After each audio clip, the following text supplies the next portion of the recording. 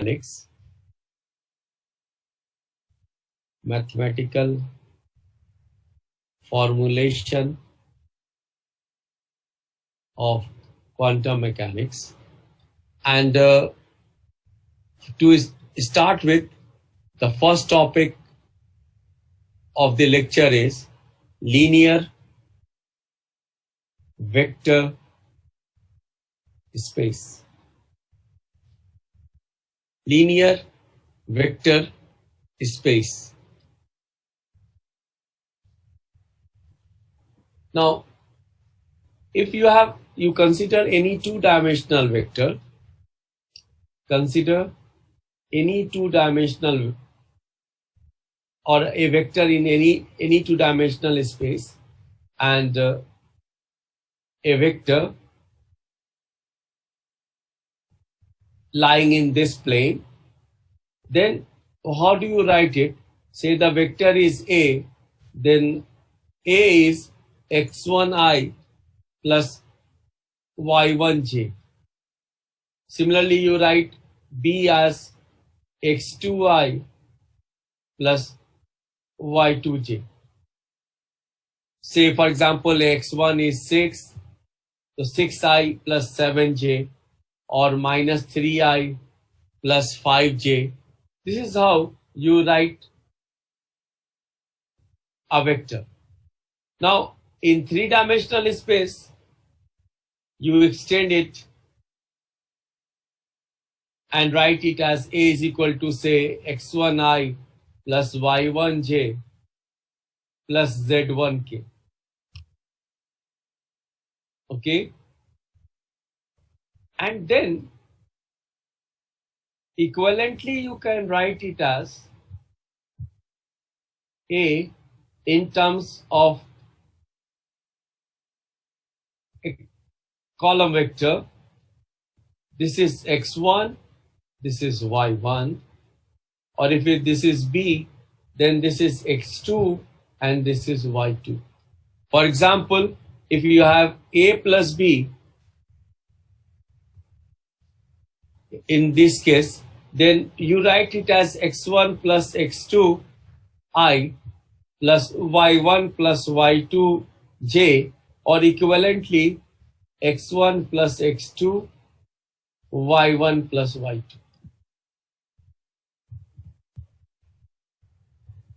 Now that means, what is a row vector? A row vector, it is 1 cross n matrix, which that means which has one row and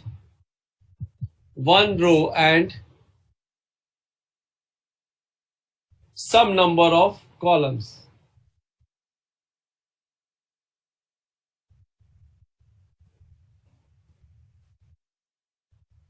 While a column vector is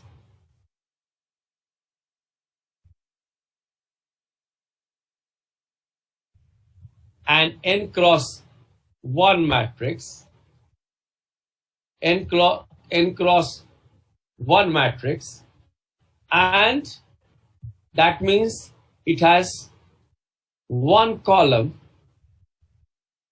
and some number of rows.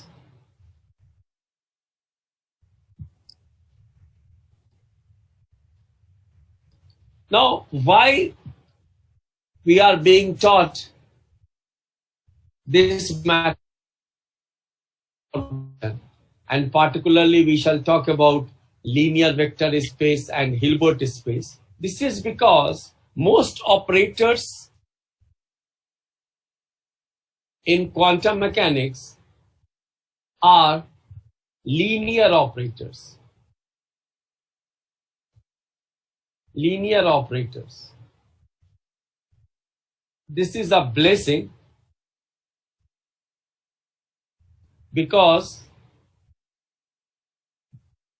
the quantum mechanical operators then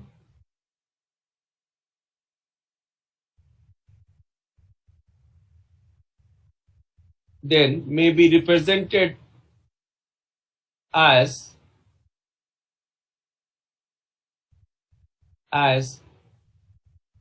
matrices, and wave functions as vectors in some linear vector space.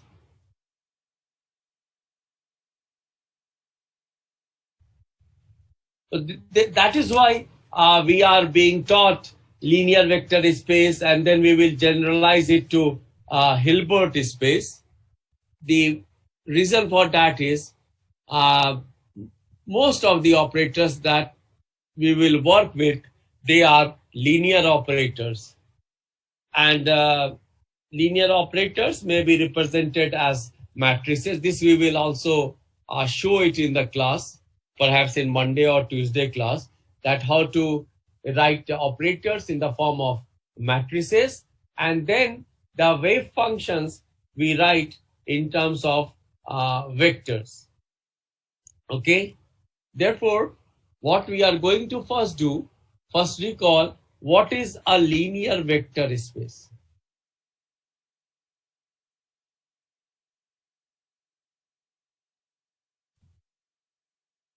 Now, a linear vector space, it consists of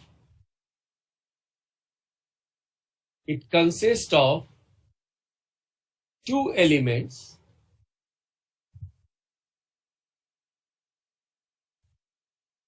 Those two elements are vectors and scalars, and two algebraic rules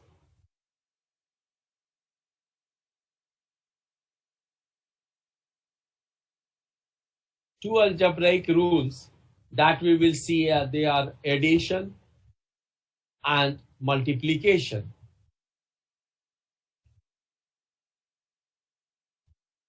That means it consists of two elements, a set of vectors. These set of vectors, we shall write it as psi, phi, chi, or psi 1, psi 2, dot dot. Therefore, these are set of vectors, and set of scalars. Here we will have, say, either we write alpha, beta, gamma, or we write it as A, B, C, or in general we will write it as C1, C2, C3, because they can be real numbers or they can be complex numbers. They can be real numbers or they can be complex numbers.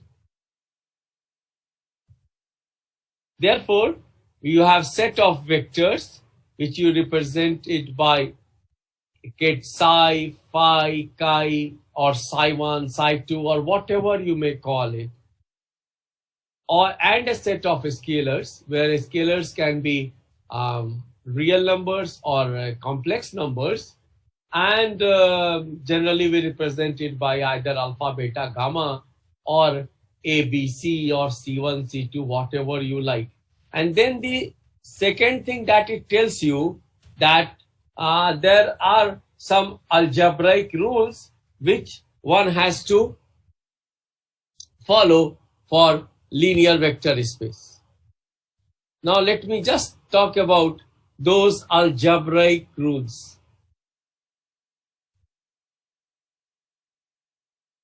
And the first is addition. Now, the important point to recall it, that you have these as set of vectors, and what are the rules? One first is commutativity.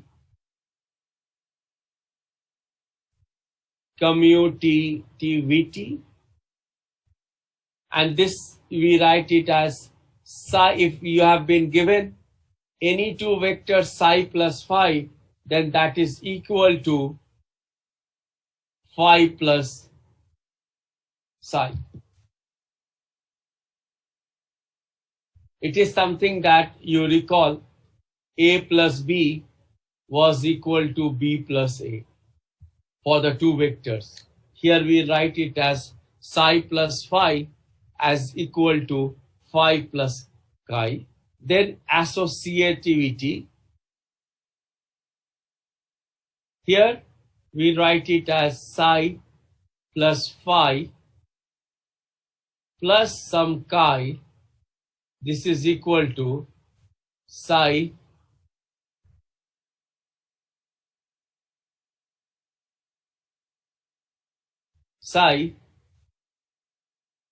plus phi plus chi. This is associativity. Then there exists a zero vector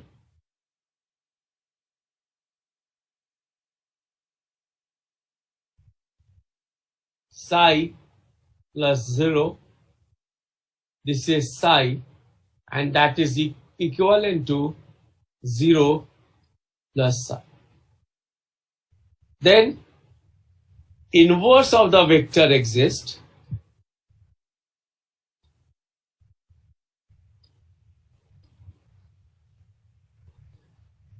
This is psi plus of minus psi, the inverse. This is 0. Therefore, you have additive property, which are commutative, associativity, existence of zero vector, and inverse of the vector. These are under addition.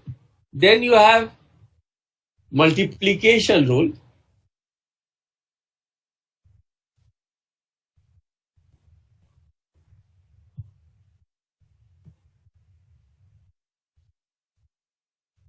Now, what we are going to talk about here? We are going to talk about multiplication of vectors by scalars. Scalars are alpha, beta, gamma, or C1, C2, C3, or A, B, C, and we multiply it by to a vector, a scalar quantity. For example, if psi and phi are two vectors in linear vector space,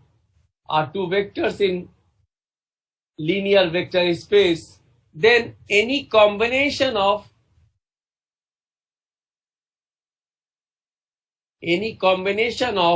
psi and phi, say I write it as A1 psi plus A2 phi, is also a vector of the linear vector space, and A1 and A2 are scalars here.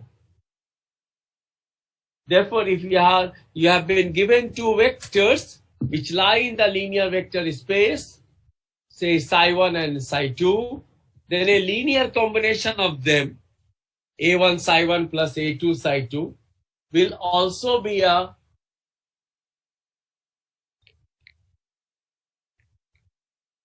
vector in that linear vector space. Then you have distributive property. What this tells you, that if you have a scalar A and you have psi plus phi, this is equivalent to A psi plus A phi.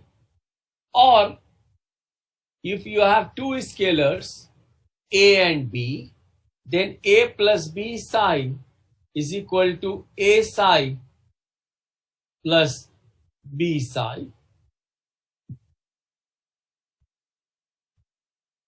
Then you have associativity property, that if you have been given two scalars a and b and a vector psi, then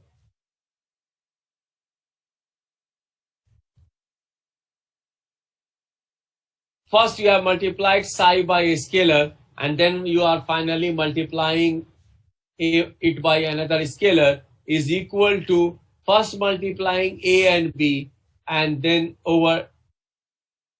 we are multiplying it with psi, or ba psi. These are all one and the same statement. Then the important point is, for each element psi,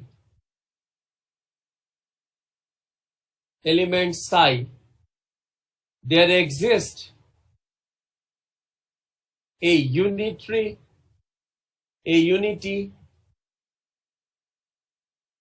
scalar I, such that I psi is equal to psi. And also there exists and a zero scalar such that 0 psi is 0. Okay, these are the properties associated with the vectors which lie in the linear vector space. Therefore, a linear vector space consists of a set of vectors and a set of scalars with certain rules of addition and certain rules of multiplication. Now we generalize it to Hilbert space. And to start with, let me tell you that linear vector space is a special case or limiting case of Hilbert space. Linear vector space, which we have discussed now, that is a limiting case of Hilbert space. Okay, that means in Hilbert space also we will have certain set of vectors, certain set of scalars, certain rules, but all these rules, first of all, they will be obeyed as those have been obeyed for the vectors and scalars in the linear vector space, those lying in the linear vector space. Therefore, for quantities which lie in Hilbert space, first of all, they have to obey all the properties that vectors and scalars obey in linear vector space. But in addition to that, they have to obey certain more rules, and that is why this is a generalization of linear vector space. What we will say that a Hilbert space consists of a set of vectors psi, phi, chi, and a set of scalars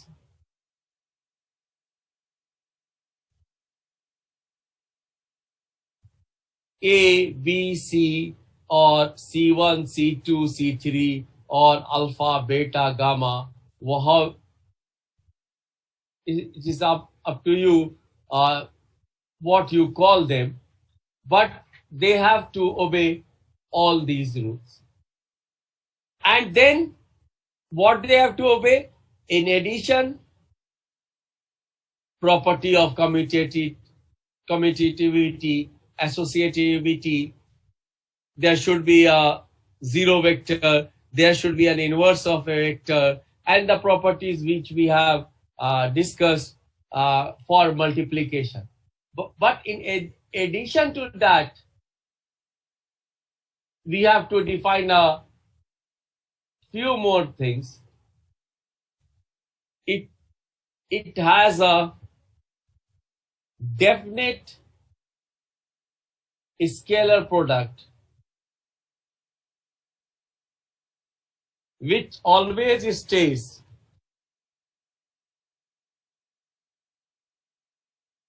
positive. That means if you have been given two vectors, then this is what you call it as scalar product, and this scalar product always stays positive. Now, what is this scalar product? In quantum mechanics, we write it as psi1 star psi2 dv. This is what I have written, psi1 psi2, and this is equivalent to like psi2 psi1 and then taking over all the complex conjugate, and that means this is equivalent to psi2 star psi1 dv and then taking the overall complex conjugate. This will always stay positive. That means besides all the properties those we have discussed for linear vector space, now we are extending it to generalize it for vectors and scalars in Hilbert space. And that means if somebody asks you that what is the Hilbert space, then it is, you can say that it is an n-dimensional space where there are set of vectors and set of scalars which all belong to that Hilbert space, and any new vector you can write in terms of the available vectors in that space. Then those available vectors, they are called as basis vectors. Okay, you have some set of basis vectors available at your disposal, and then you are writing a new vector in terms of these basis vectors. I will come to that. Then the second point is, first was that, or rather I should say this is the third point, because the first point was all those properties which a vector and set of scalars obey in linear vector space, that would be obeyed by the quantities in the Hilbert space. Number two, its scalar product is positive definite. Number three, the scalar product of psi and phi which belong to the Hilbert space is equal to the complex conjugate of phi and psi. This is what I have utilized in 2. Psi phi must be equal to phi psi star. Psi phi, phi psi star. Then number 4, if suppose you have two vectors psi1 and psi2,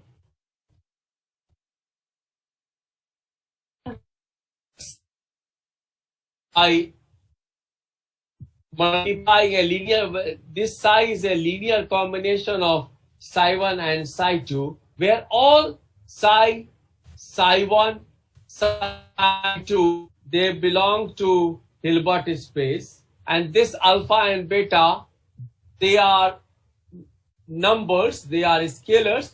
Those numbers can be complex numbers, those numbers can be real numbers. Therefore, in general, I can say that these numbers are complex.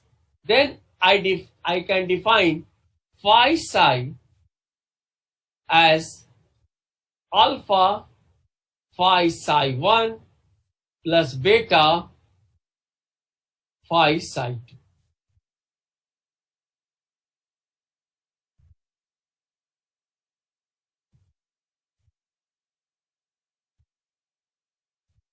Similarly,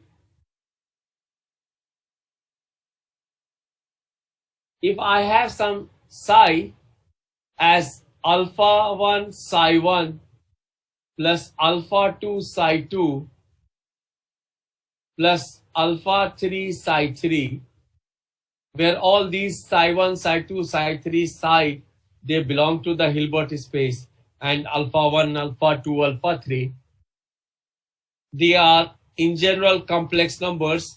They are also belong to the Hilbert space. Then we can define this is known as kit, this is known as bra.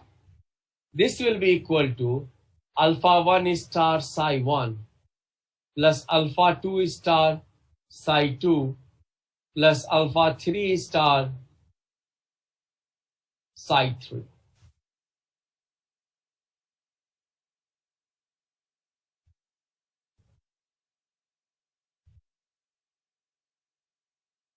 And then if psi 1, psi 2, psi 3 are orthogonal states and they are properly normalized, then yesterday we have seen that this psi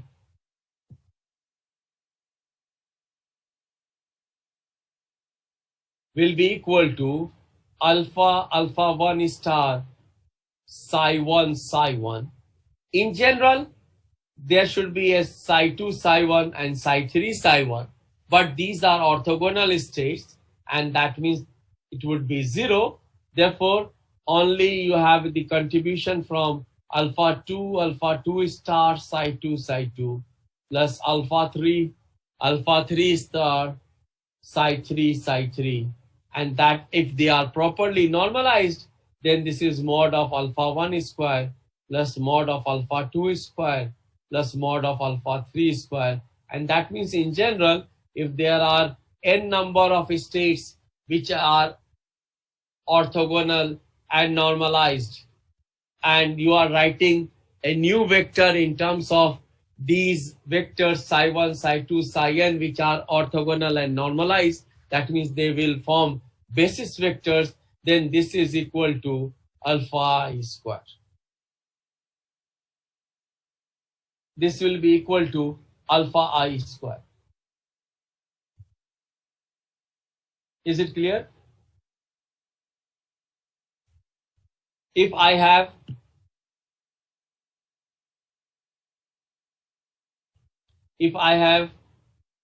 alpha 1 psi 1 plus alpha 2 psi 2 plus, oh sorry, I should write here, beta something like 5, then this will be equal to alpha 1 psi 1 beta phi plus alpha 2 psi 2 beta phi, and that means this will be equal to alpha and beta are complex numbers in general. This is in bra. Therefore, when you will come out, this will be alpha 1 star. This is in kit. This will remain as beta psi phi plus alpha 2 star beta psi 2 phi.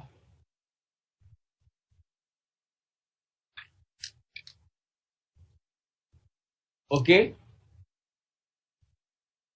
Then you define norm of psi. This norm is represented by this double line psi. This is equivalent to psi square root. This is known as norm of psi. And then these are simple things. Then I am coming to some properties which are obeyed in Hilbert space by the vectors, and this we will also prove in the class. And let me start with the first one. This says that norm of the length of the sum of the vectors obeys triangle inequality.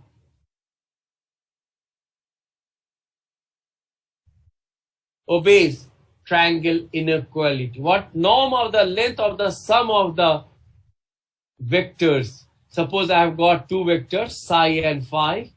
This is norm of psi plus this is norm of phi.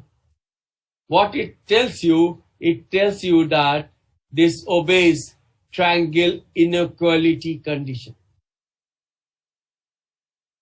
That take the norm of psi plus phi, this will be less than or equal to norm of psi plus norm of phi. The other very important property that is obeyed by vectors in Hilbert space is known as Schwarz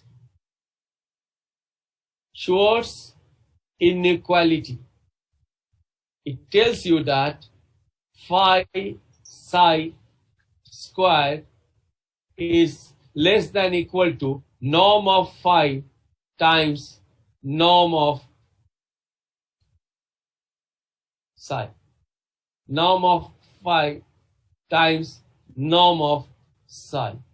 And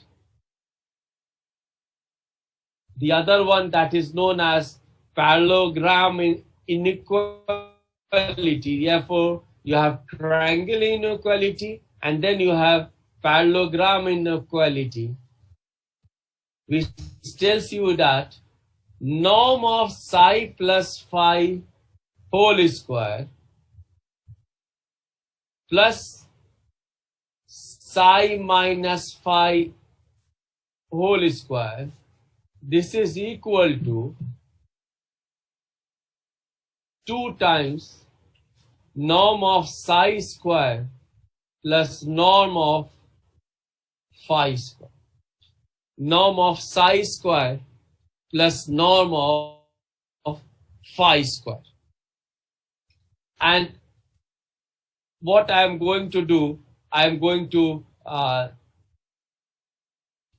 start with the last one, that how come norm of psi plus phi square plus psi minus phi square is equal to 2 times norm of psi square plus norm of phi square. Mind it, the definition of norm is norm of psi is square root this.